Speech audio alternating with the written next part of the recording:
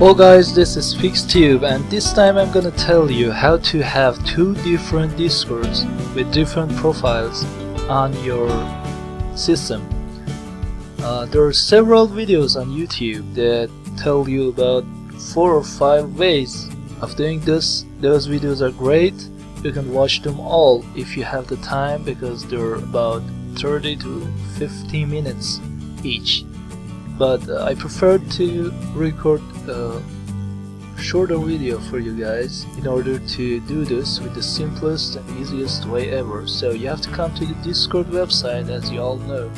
In the download section, you can download the main version from here, and the PTB version or the public test build is here.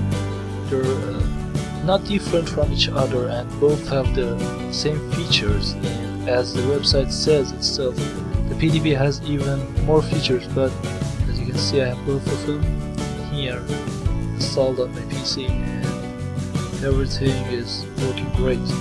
So thank you for watching this video, and please like and subscribe my channel.